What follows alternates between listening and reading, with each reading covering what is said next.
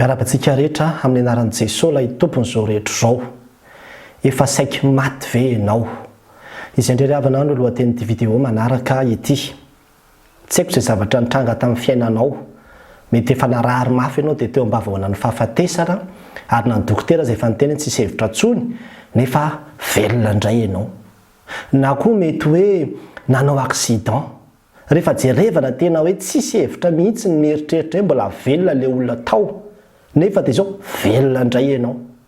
Na nety nisy fianjerahana, na nety nisy zavatra nitrangy. Alaka ny fomba fiteny hoe efa à deux doigts de la mort, efa tena eo akaiky ny fahafatesana mihitsy ianao. Nefa dia izao tsy maty ianao, fa tena hoe miracle ve? Chance ve? Fitahin'Andriamanitra ve? Sa inona fa tsy maty ianao? Dia ho anatrehan'izany tsika indraindray mieritreritra hoe tsisy dika na hoe inona moa no tokony hiasako saina amin'izany fa tsy maty zany tamin'iny fa maninona ianao tsy maty tamin'iny. Tokony hametraka fanontaniana ianao. Tokony hametraka fanontaniana ianao. Inona marina moa ny antony mbola nahavelona.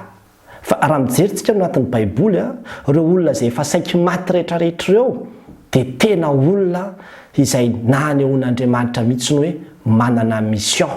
Manana mission ary zany indraindray no mahatonga antsika misy olona foana miteny hoe mbola mety misy mission tsy vitanao matoy ianao mbola tsy nalain'Andriamanitra tamin'iny fotoana iny. Ohatra fotsiny izao mijery tsika ny tantaran'i Mosesy. Zany Mosesy zany anie tamin'ny fahazazany dia efa tena hoe efa nariana tany anaty rano efa tokony ho faty mihitsy, ho tokony ho maty an-drano tany fa izao tsy maty izy. Tsy maty izy ary io tsy fahafatesana io misy programa maty-paika ao. Izay programa ngezabe mihitsy no manin'Andriamanitra ho azy dia ny hanafaka ny Israely teo amin'io Egypta io. Ohatrany koa tantaran'i Josefa. Josefa nefa novonoany rahalahy nefa natsipy ny tany anaty lava-drano. Efa kotiny efa novonoana mihitsy fa tsy maty.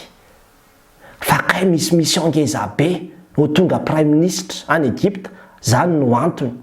Ary misy reny zaza reny indraindray hoe atsipy ery ananina ry, efa nariana tary nefa mbola velona ihany.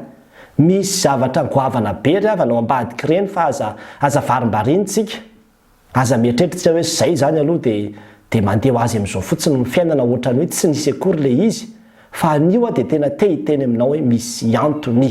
Matoa ianao tsy maty tamin'iny fotoana iny. Raha mijery kosa tsika ny tantaran'i Paoly dia tena niteny an'izany mihitsy hoe izy fotoana izy efa tena tao ambavany liona. Hoy zany amin'ny Timoty faharoa toko faha-efatra andininy fito ambin'ny folo. Dozy manao hoe kanefa ny tompo nitsangana teo anilako ka nampahery mba ho tanterahina tokoa amin'ny ataoko ny fitoriteny ary mba ho ren'ny jentrisa rehetra zany ary izao no vonjena tao ambavany liona. Efa tany ambavany liona zany hoe olona efa vita zany any ambavany liona zany. Ny an'ny Daniela manko mbola tao andavaka fotsiny. Fa ny an'ny Paoly zany efa tany ambavany liona mihitsy namonjena azy. Dia jerevy koa ny tantaran'i Jona. Efa tany anatin'ny hazan-drano efa natsipy ny olona tany anaty rano efa hoe tokony ho faty fa maninona ny tsy maty. Misy mission zay foana ny eo ambadiky ilay izy amin'ny ankapobeny. Mbola misy mission mbola tian'Andriamanitra hampanaovina an'ilay olona ka amin'ity an'io dia te hitaonanao ny amin'izany hoe mbola misy mission tian'Andriamanitra ataonao. Inona le mission? Le mission dia io mitovy daholo rehefa jerevanao izy. Mission dia izao hitondra famonjena, hitory vaovao mahafaly, hitory filazantsara, hitory teny hanambara ny fahatsaran'Andriamanitra ilay efa niaro sy nianoana anao. Ary ozy ianao angambany hoe kazaha zany tsy mbola maty zany, mbola tsy naika maty zany mihitsy dia tsy ho anahy zany ilay teny.